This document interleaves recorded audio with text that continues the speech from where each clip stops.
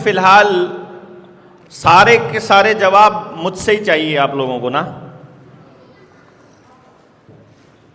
मैं ये समझता हूं पिछली डिबेट में फंसने की बजाय अगर हम एक्चुअली यहां से आगे कैसे बढ़ें उस पर ज़्यादा बढ़िया रहेगा। जैसे एक सवाल आया है 1947 और 1951 के बीच किन लोगों की सरकार रही? भाई 1951 तक किसकी सरकार रही? 1947 में जिसकी सरकार थी, 1946 में जिसकी सरकार थी, 1935 में जिसकी सरकार थी, उन्हीं की सरकार रही और आज भी उन्हीं की सरकार है, उन्हीं की है। अगर भारत आज़ाद हुआ है तो भारत किससे आज़ाद हुआ है और किस तरह से हुआ है वो समझौते की कॉपी देश के दुनिया के सामने रखने में भारत सरकार को क्या आपत्ति है?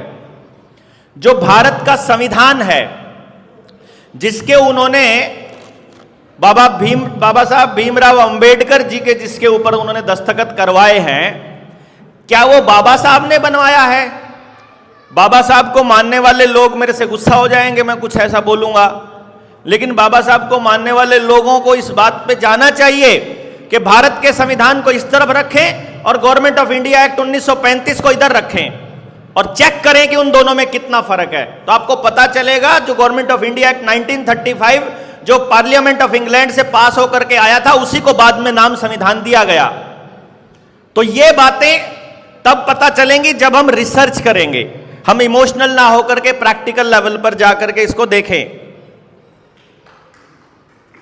आगे आजादी का मतलब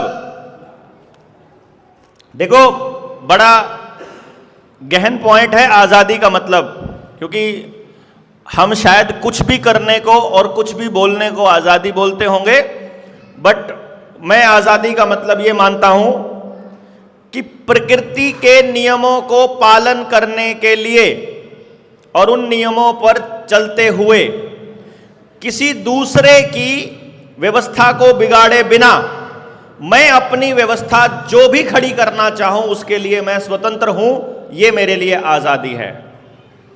प्रकृति के नियमों का मतलब सृष्टि में किसी का भी नुकसान किए बिना यदि मैं अपना काम अपनी मर्जी से कुछ भी करना चाहता हूं तो वो मुझे करने की आजादी हो तो वो आजादी है।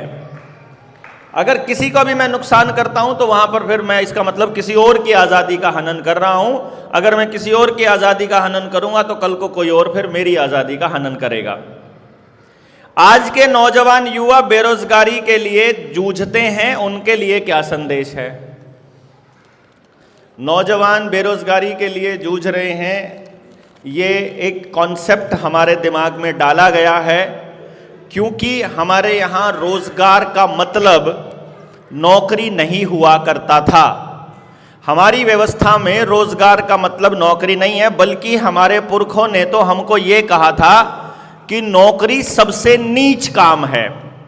और पिछले 3 सालों में आपके आसपास के नौकर ने, वो नौकर आपका पुलिस का अधिकारी हो सकता है, एसडीएम हो सकता है, डीसी हो सकता है, स्कूल का मास्टर हो सकता है, अस्पताल का डॉक्टर हो सकता है, नर्स हो सकती है, आंगनबाड़ी वर्कर हो सकती है, रोडवेज का कर्मचारी हो सकता है या कोई और व्यक्ति हो सकता है। उस सरकारी कर्मचारी ने पिछले 3 सालों में जब आपके संवैधानिक अधिकार, आपके लोकतांत्रिक अधिकारों का हनन किया और जब आपने सवाल उठाया कि तुम ये गलत कर रहे हो, तो नौकर ने ये बताया कि मैं इतना नीच हूं कि मुझे मालूम है कि मैं गलत कर रहा हूं, फिर भी मुझे तो नौकरी करनी है भाई, हमें तो आदेश मिला है भाई, जो ऊपर से आदेश होगा हमको मानना पड़ेगा। नौकर की इतनी औकात होती है। तो नौकर बनाने के लिए, लोगों को सोचने के लिए मजबूर करने में मीडिया का, नेताओं का, इस पूरे तंत्र का बहुत बड़ा योगदान रहा है।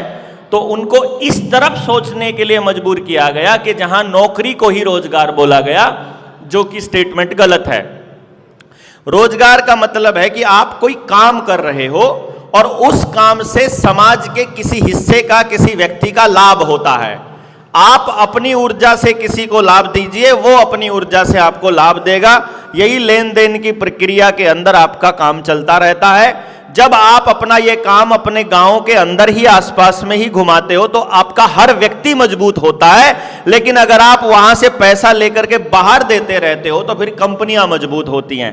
तो जिसका मतलब रोजगार बोला गया, नौकरी पे अगर कोई आपको 50,000 सैलरी दे रही है नौकरी कोई कंपनी, तो ये समझिएगा 50,000 की सैलरी देने वाली कंपनी तब तक आपको 50,000 नहीं देगी जब तक आप 5 लाख रुपए का काम नहीं कर लोगे, मतलब 10 गुना का काम। तो जब आप किसी कंपनी के लिए 10 गुना काम कर सके, एक 10वां हिस्सा कमा रहे हो, तो आप अपने लिए क्यों नहीं कर रहे हो? इन नौजवानों को मेरा यह संदेश है कि जो भी करे या तो अपने परिवार के लिए करे, या अपने समाज के लिए करे, या अपने गांव के लिए करें। कभी किसी कंपनी के लिए करने के बारे में सोचना बंद कर दें, इंक्लूडिंग गवर्नमेंट ऑफ इंडिया। सरकारी कर्मचारी का भी फर्ज यही है, क्योंकि उसकी सैलरी समाज के लोगों से मिलती है, समाज के लोगों के टैक्स से मिलती है। तो सरकारी कर्मचारी को भी सरकारी अधिकारियों की बजाय, ऊपर के अधिकारियों की बजाय जनता के हितों पर सोचना चाहिए, उसी की दिशा में काम करना चाहिए। नेताजी सुभाष चंद्र बोस आजाद हिंद सरकार के पहले प्रधानमंत्री कहां गए 1945 के बाद, और उनका पता क्यों नहीं चला? भैया, एक और प्रधानमंत्री थे लाल बहादुर शास्त्री, उनकी भी मौत कैसे हुई आज तक पता नहीं चला। और इसी तरह से तमाम वो लोग जिन्होंने भी रुपए को समझा है और रुपए पर बोले हैं, उनका यही हश्र होना है। जब सारे प्राइवेट बैंकों को, क्योंकि ये जो आरबीआई है और ये जितने भी बैंक हैं ये सारे प्राइवेट हुआ करते थे, ऑफिशियली प्राइवेट लिमिटेड लिखा जाता था इनके आगे। इंदिरा गांधी ने जब इनको नेशनलाइज कर दिया और देश की प्रॉपर्टी घोषित कर दी, तो इंदिरा गांधी को भी मार दिया गया था, आपको याद होगा। जब सारी प्रॉपर्टियां, प्राइवेट प्रॉपर्टीज को, जैसे जब टाटा को अभी नरेंद्र मोदी ने कितने सालों बाद इंदिरा गांधी का किया हुआ काम रिवर्स किया कि एयर इंडिया जो भारत सरकार की थी उसको वापस टाटा को दिया गया। वो टाटा की थी पहले, टाटा से उसको देश की प्रॉपर्टी बनाया कि यार तुम सारा प्रॉफिट, सारी जमीनें तुमने ले रखी हैं, एयरपोर्ट वो सरकार के पैसे पर है, जमीन लोगों के पैसे पर है, एयरक्राफ्ट में जो लोन मिला हुआ है वो जनता का पैसा का है, तुमको जितना और पैसा मिला हुआ है वो जनता का पैसा है। तुम कह रहे हो हमसे फायदा कुछ नहीं होता, हम तो लॉस में हैं। जब तुमको लॉस ही लॉस चल रहा है तो तुम्हारा लॉस बचाने के लिए भारत सरकार को दे दो, भारत सरकार लॉस अपने आप सहन कर लेगी, कम से कम देश के लोग तो घूमेंगे, प्रॉफिट रेवेन्यू सरकार को तो आएगा। तो उन्होंने ये एयर इंडिया जो थी वो गवर्नमेंट एयरलाइन बना दी थी टेक ओवर करके। पर बाद में जब देखा कि सारे उद्योगपतियों के खिलाफ चल पड़ी है इंदिरा गांधी और देश की जनता के लिए काम करने लग गई है, तो उनको मार दिया गया। जो मतलब, हालांकि इसमें हम लोग कंट्रोवर्सी में नहीं फंसना चाहते, लेकिन आपको बताएं कि कारण अलग अलग बताए जाएंगे। हम लोगों के सामने ये पेश किया गया कि ये काम सिखों ने करवाया था, इंदिरा गांधी से बदला लेना था कि वो ऑपरेशन ब्लू स्टार किया था उन्होंने। सिखों में रोष था, सिखों ने बदला लिया था या नहीं लिया था, या उनके उस भावना का इस्तेमाल किया गया। मतलब ये बड़ा कमाल का कंट्रोवर्सी है। अगर इसके ऊपर बैठकर चर्चा करो तो पूरा दिन डिबेट चल सकती है। उस दौर के लोग वहां पर बैठकर बात बता सकते हैं इन्फॉर्मेशंस को किस तरह मिस इन्फॉर्मेशन बनाया जाता है, कैसे आपके बीच गलत बात डाली जाती है, कैसे आप उसके ऊपर लड़के अपने ही बीच के लोगों के साथ बहस करने लग जाओ। लेकिन असली बात जो खेल है, उनका जो मर्डर था या उनकी मौत थी, उसके पीछे बहुत बड़ा कारण ये था कि वो उन लोगों के लिए मतलब उन लोगों के खिलाफ काम करने लग गई थी रुपये के मसले पर। यही गद्दाफी का हुआ, यही अपना ये सद्दाम हुसैन के साथ यही हुआ, हिटलर के साथ यही हुआ, और नेताजी सुभाष चंद्र बोस के साथ भी यही हुआ। रुपये के मसले पर भी मतलब ये समझिए कि जब राजीव दीक्षित ने इस बाहर गए हुए फंड्स के बारे में जब जानना शुरू किया, और जब वो रुपये के मसले पर आने ही वाले थे, उससे पहले ही उनको भी रास्ते से हटा दिया गया। हम लोग बहुत पहले लोगों के बीच इस बात को ले आए। आने वाले समय में आप क्या राजनीतिक विकल्प देना चाहेंगे? क्या नेता पैदा होने चाहिए गांव में? इनकी व्यवस्था खत्म होगी तो अर्थव्यवस्था कैसे स्थापित होगी? और भारत इतने सालों से बाहर गया हुआ धन क्या भारत में वापस आएगा? मैं आपको 2-3 बात बता दूं। देखो भाई,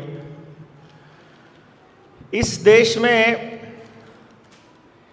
अगर हम राजनीतिक विकल्प की बात करें तो मैं राजनीतिक विकल्प देता हूं अगर, या मोर्चा कोई राजनीतिक विकल्प देता है तो वो बहुत खतरनाक होगा।